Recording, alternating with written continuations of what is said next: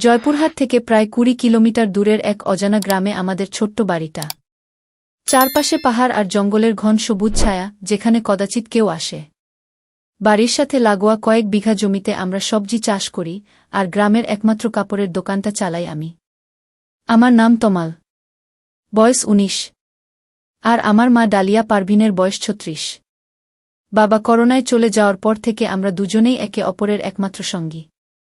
মার গায়ের রং অপূর্ব ফর্সা। গ্রামের কেউ বিশ্বাস করবে না যে তার একটা ১৯ বছরের ছেলে আছে।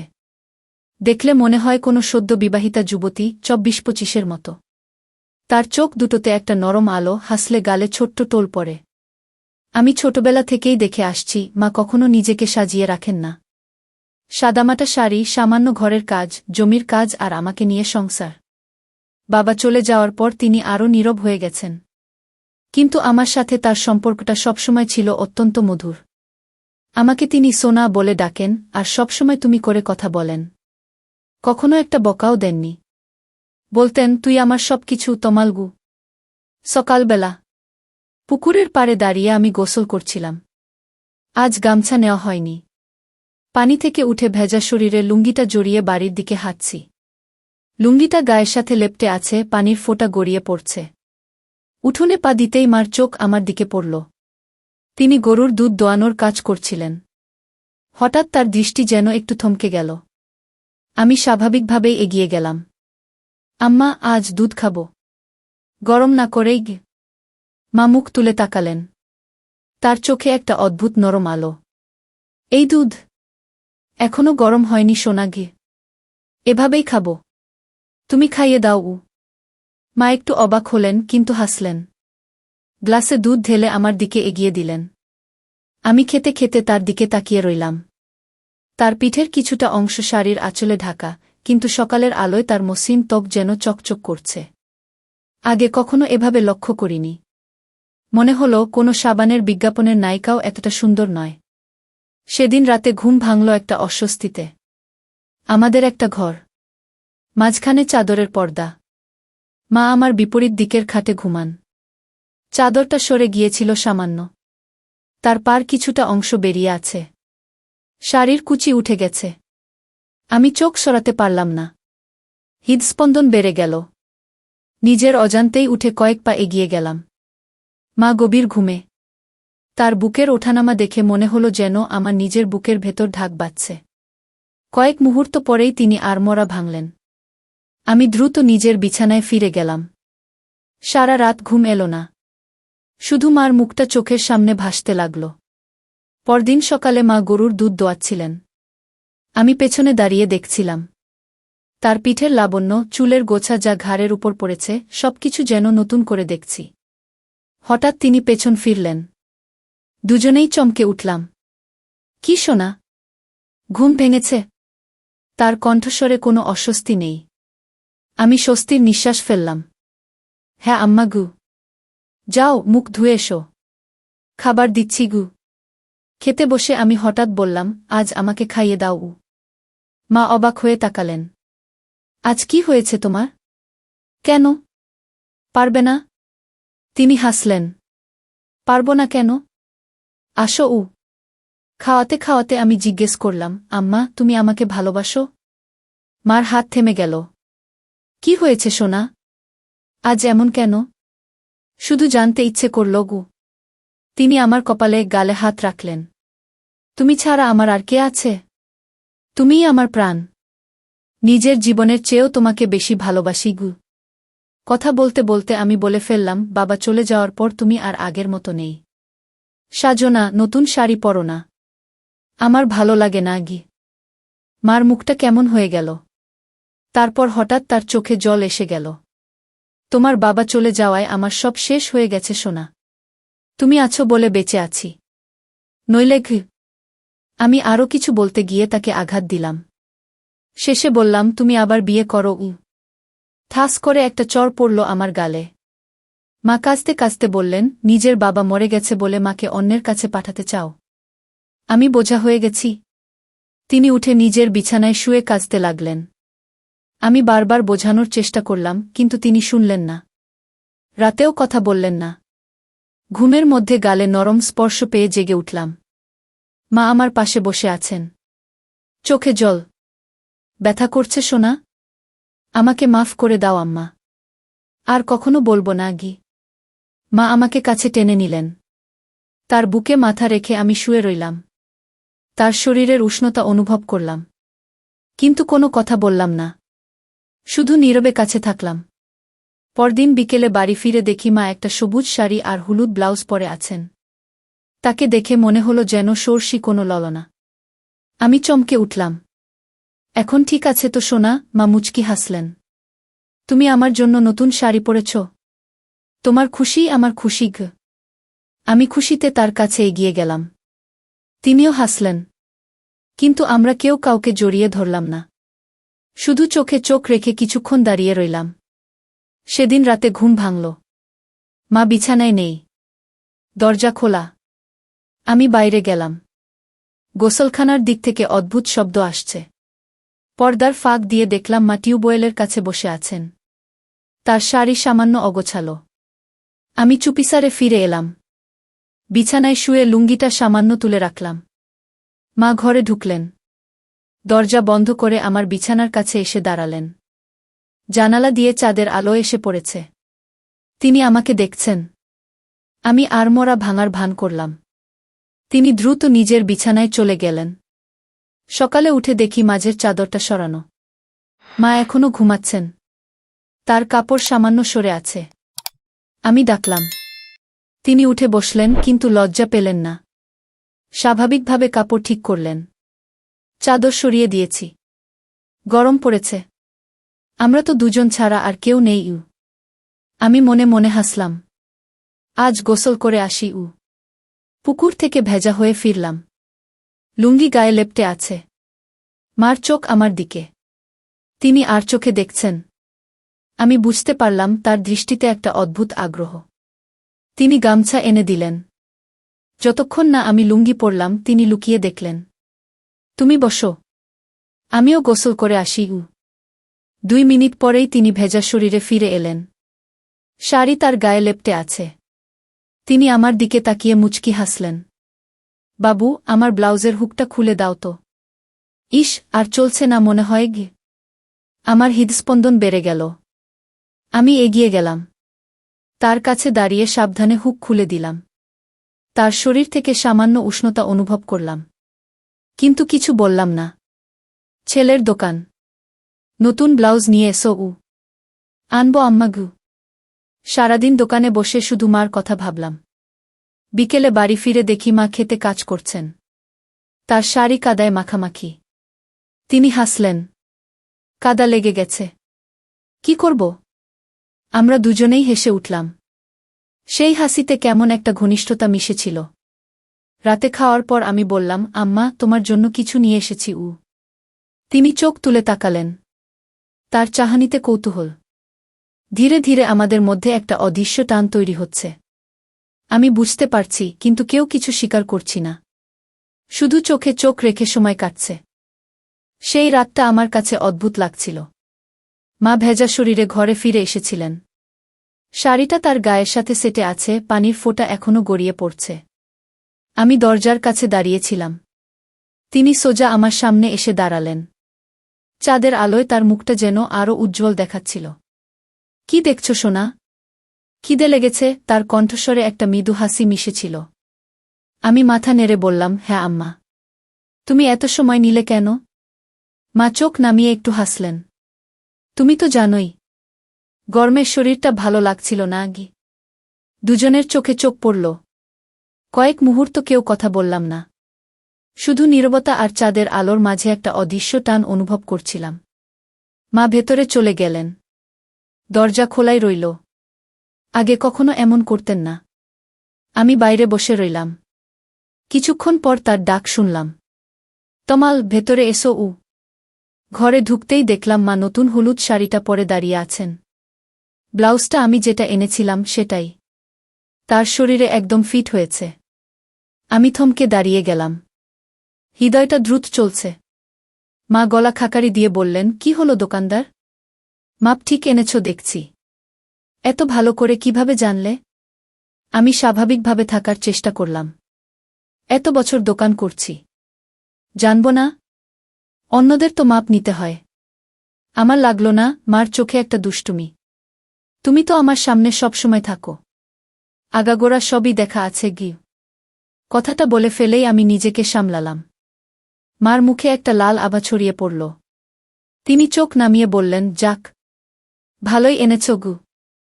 গায়ে ফিট হয়েছে তো? কোনো সমস্যা হলে বলো। মা একটু ইতস্তত করে বললেন, একদম ঠিক আছে। তবে আরেকটা জিনিস গু। কি বলো? তিনি হেসে ফেললেন। আমার আরেকটা টাইট পরার ইচ্ছে।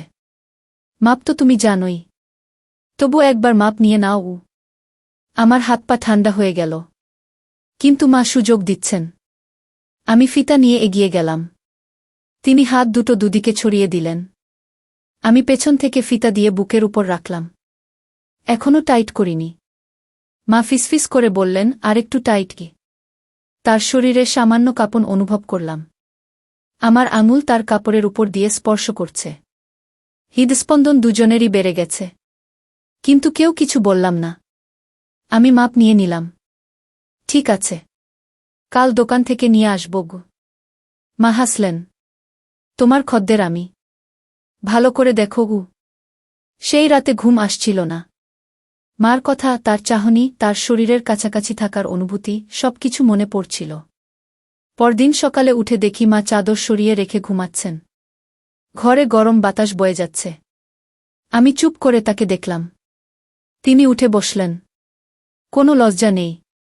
স্বাভাবিকভাবে কাপড় ঠিক করলেন। আজকে অনেক সকালে উঠেছ সোনাগি। তুমি তো দেরি করলে গি। পরিশ্রম হয়েছে। ক্লান্ত লাগছিল গো। আমি মনে মনে ভাবলাম, কি পরিশ্রম তা তো জানি, কিন্তু কিছু বললাম না। দোকানে গিয়ে আমি সাবধানে বেছে বেছে কয়েকটা ব্লাউজ নিলাম, বড় গলার, যাতে তার সৌন্দর্য আরও ফুটে ওঠে। বাড়ি ফিরে দেখি মা খেতে কাজ করছেন। তার শাড়ি কাদায় মাখা। আমিও গেলাম সাহায্য করতে। কাজ করতে করতে আমাদের হাতে হাত লাগল। তিনি হাসলেন।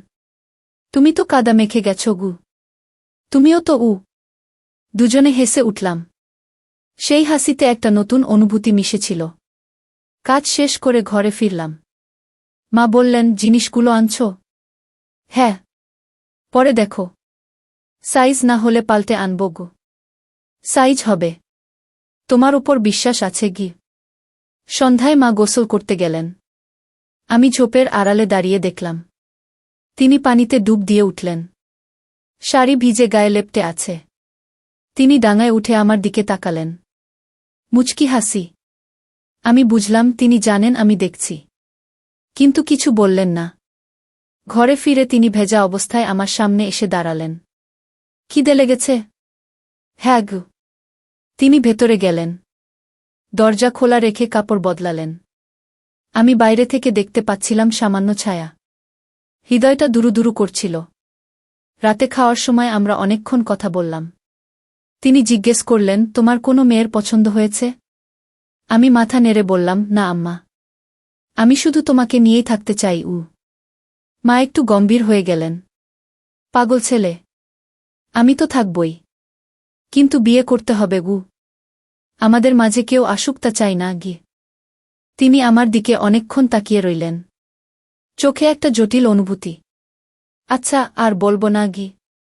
সেই রাতে চাদরের পর্দা আরও সরানো ছিল। আমি ঘুমিয়ে পড়ার আগে তার নিঃশ্বাসের শব্দ শুনছিলাম।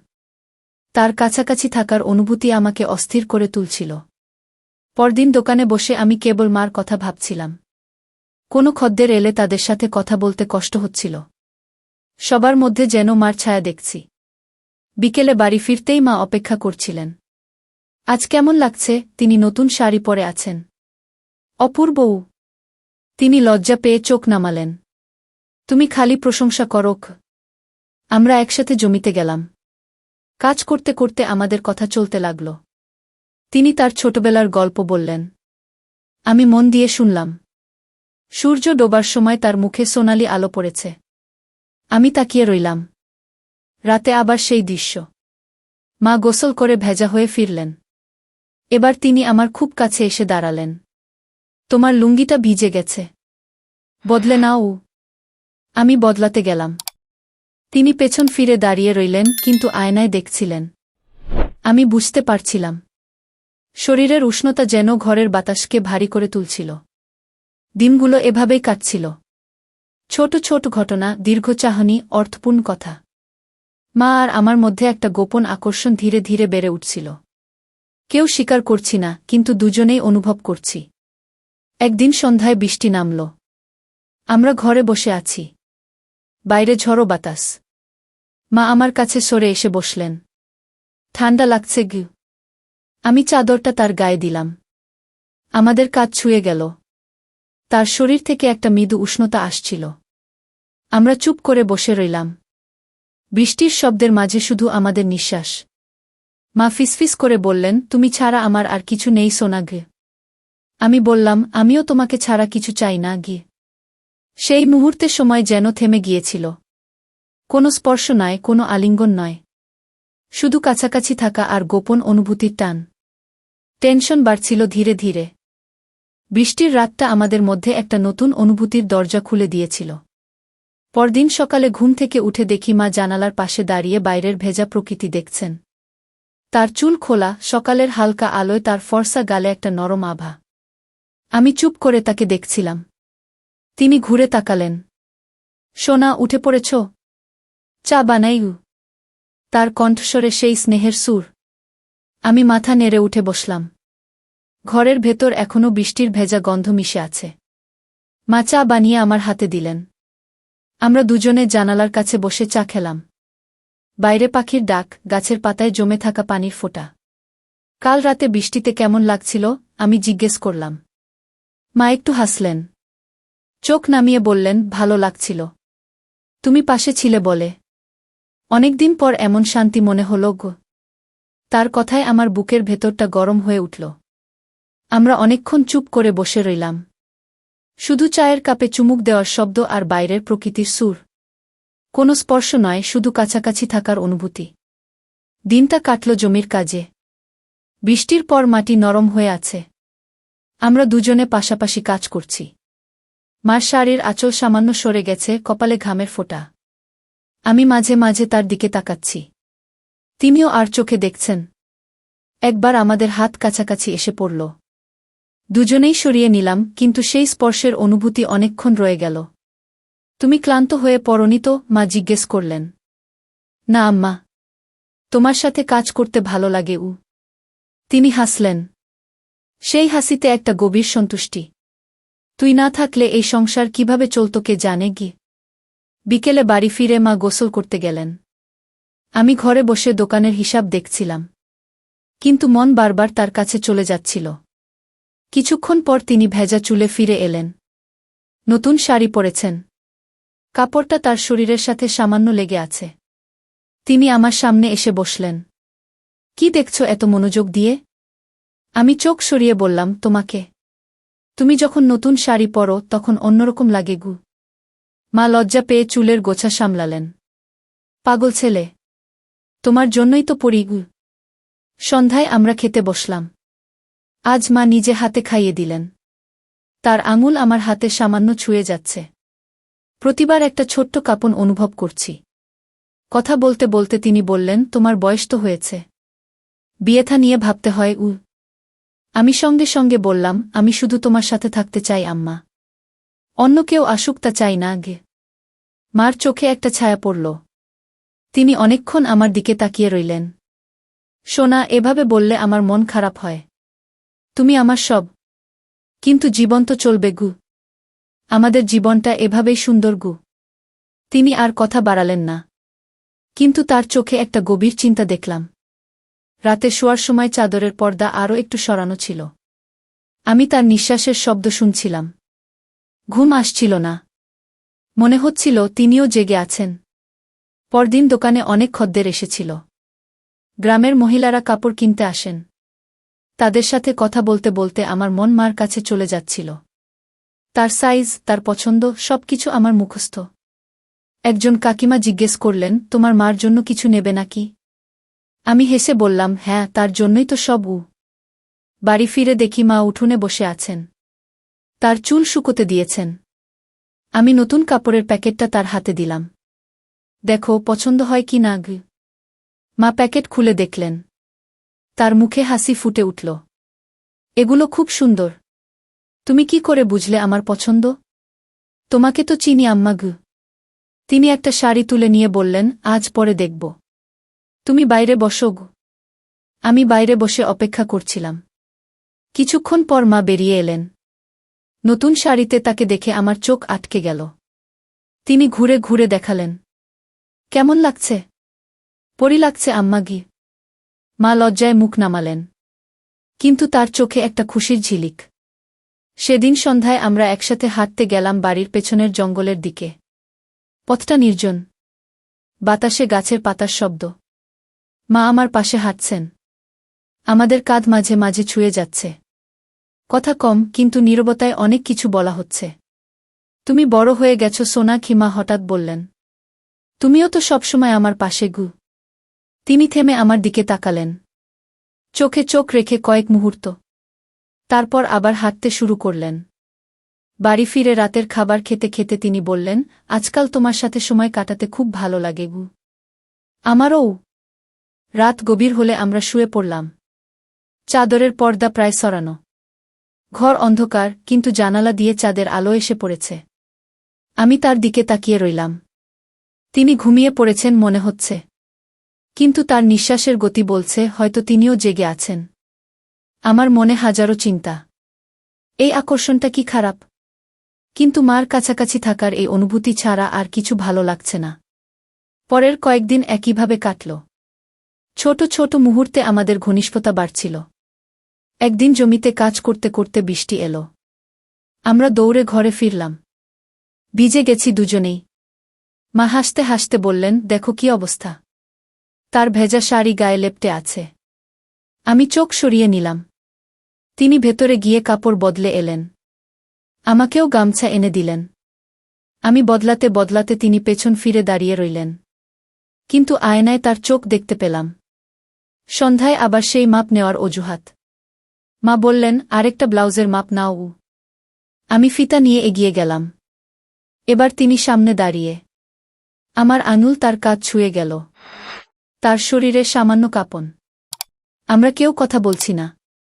শুধু নীরবতা আর হৃদস্পন্দন। মাপ নেওয়া শেষ হলে তিনি বললেন, তুমি খুব ভালো দোকানদার উ। আমি হাসলাম। শুধু তোমার জন্য উ। দিন যত যাচ্ছে আমাদের মধ্যে সেই গোপন টান আরও গভীর হচ্ছে। কথায় কথায়, চাহনিতে, ছোট ছোট স্পর্শের অজুহাতে। মা কখনো আমাকে সোনা বলে ডাকেন, কখনো চোখে একটা অন্যরকম আলো। আমি জানি তিনিও অনুভব করছেন। কিন্তু কেউ প্রথম পদক্ষেপ নিচ্ছি না। ধীরে ধীরে, অপেক্ষায়। এক রাতে ঝড় উঠল। বিদ্যুৎ চলে গেছে। ঘর অন্ধকার। মা আমার কাছে সরে এসে বসলেন। ভয় লাগছে সোনাগি। আমি তো আছি হু। আমরা পাশাপাশি বসে রইলাম। তার শরীরের উষ্ণতা অনুভব করছি। বাইরে ঝড়ের শব্দ। ভেতরে দুটো হৃদয়ের অশান্ত স্পন্দন। সময় যেন থেমে আছে। এই টেনশন আরও বাড়ছে। আমাদের গোপন আকর্ষণ ধীরে ধীরে পূর্ণতার দিকে এগোচ্ছে।